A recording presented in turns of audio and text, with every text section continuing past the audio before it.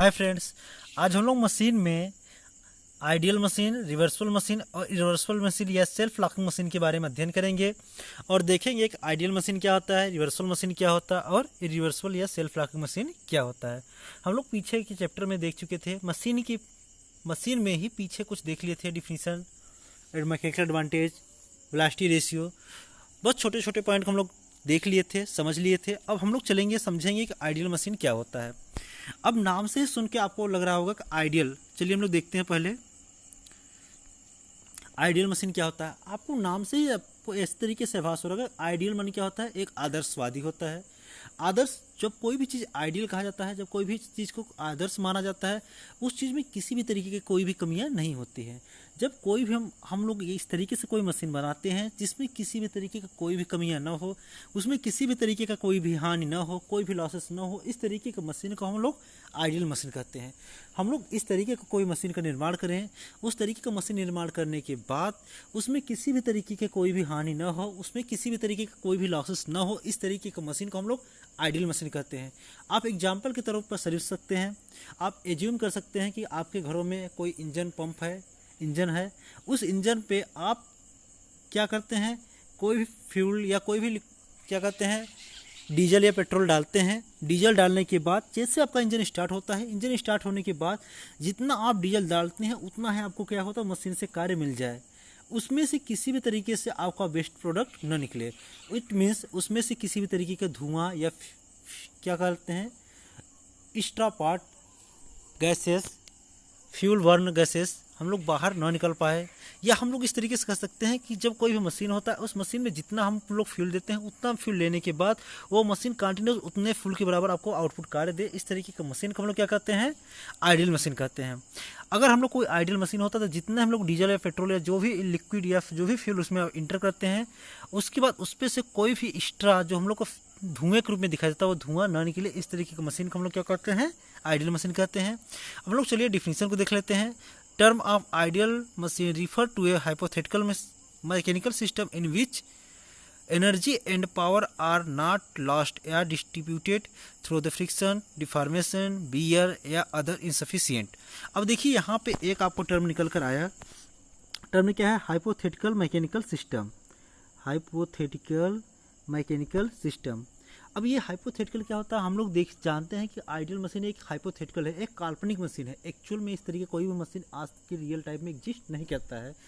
यह एक hypothetical machine है, यह कल्पनीय मशीन है। हम लोग कल्पना करते हैं कि कोई एक ऐसा मशीन जिसपे जितना हम लोग पावर दें, जितना इनपुट पावर दे उतना हमको आउटपुट प्राप्त हो सके, यह केवल एक हाइपोथेटिकल होता है।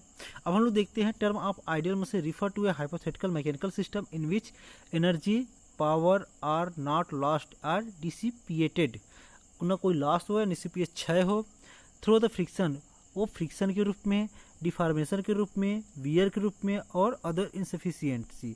इसका मतलब ये हुआ कि जो भी आपका आइडियल मशीन होता है उसमें किसी भी तरीके का लॉस ना हो, चाहे वो फ्रिक्शन लॉस हो। हम सभी लोग जानते हैं कि मशीन क्या होता है, बहुत सारे कड़ियों से मिलकर बना होता है। एक कड़ी दूसरे कड़ी के साथ क्या होता है, लिंक के साथ जुड़े होते हैं, वो किसी न किसी पेयर पे से जुड़े होते हैं। तो जब दो कड़ियाँ एक दूसरे के साथ ज्वाइंट होते हैं तो वहाँ पे मूवमेंट के समय कोई ना कोई फ्रिक्शन लॉसेस होता है। अगर डिफॉर्मेशन, जब किसी भी पिंड पे कोई बल लगाते हैं, बल लगाने के बाद मान लेते हैं कोई एक आपका बार है, इस बार के ऊपर कोई फोर्स एफ लगाते हैं, एफ लगाने के बाद यह अपने आप क्या होता है, हल्का फुल्का यह पिंड डिफॉर्मेशन होने लगता है। लेकिन हम एक्चुअल में एज्यूम करते हैं कि हमारा भी जो भी पिंड है वो रिजिड बॉडी है, वो उसमें किसी भी तरीके की डिफॉर्मेशन नहीं होता है, उसमें किसी भी तरीके का बियर ना हो। जब एक लिंक दूसरे लिंक के साथ अटैच होता है, जब एक लिंक, हम लोग को देखिए जो मशीन होता है वह इस तरीके से कड़ियों से मिलकर बड़े होते हैं, बहुत सारे कड़ियों से मिलकर बने होते हैं। तो जब दो कड़ियाँ एक दूसरे के किसी न किसी पॉइंट पर मीट करते हैं, एक दूसरे के साथ क्या करते हैं, असेंबली करते समय मीट करते हैं, मिलते हैं, तो वहाँ पे क्या होता है, वियर होता है, फ्रिक्शन लॉसेस होता है और तरीके के लॉसेस होते हैं। इन सब लॉसेस को हम लोग क्या करते हैं, रिमूव कर देते हैं। रिमूव करने के बाद जब कोई मशीन प्राप्त करते हैं, इस तरीके की मशीन को हम लोग क्या कहते हैं, आइडियल मशीन कहते हैं। चलिए आगे देखते हैं हम लोग, रिवर्सिबल मशीन क्या होता है। A machine which is capable of doing work in the reverse direction even after removal of effort. अब कोई भी एक ऐसा मशीन होता है, अगर उस पर से कोई इफर्ट को हटा देते हैं, इफर्ट को हटा देने के बाद भी वो रिवर्स डायरेक्शन में काम करता है। इस तरीके की मशीन को हम लोग क्या कहते हैं, रिवर्सल मशीन कहते हैं।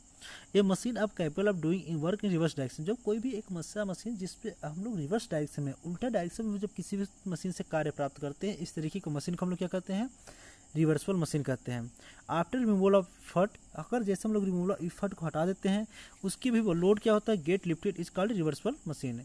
उसमें क्या होता है, अपने आप लोड क्या हो, लिफ्टेड होने लगे, अपने आप उठने लगे, इस तरीके की मशीन को रिवर्सल मशीन कहते हैं।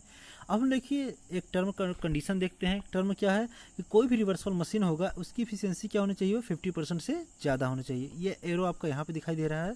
तो जब कोई भी मशीन होगा वो रिवर्सल प्रोसेस तभी होगा या रिवर्सल मशीन तभी होगा जब उसकी एफिशिएंसी क्या होनी चाहिए, 50% से ज़्यादा होना चाहिए। अब हम लोग समझते हैं कि रिवर्सल में एक टर्म आता है निकल कर एफिशिएंसी।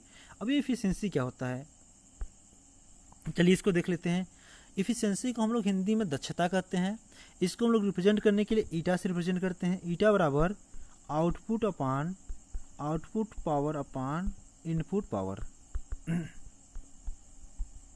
गुणे 100।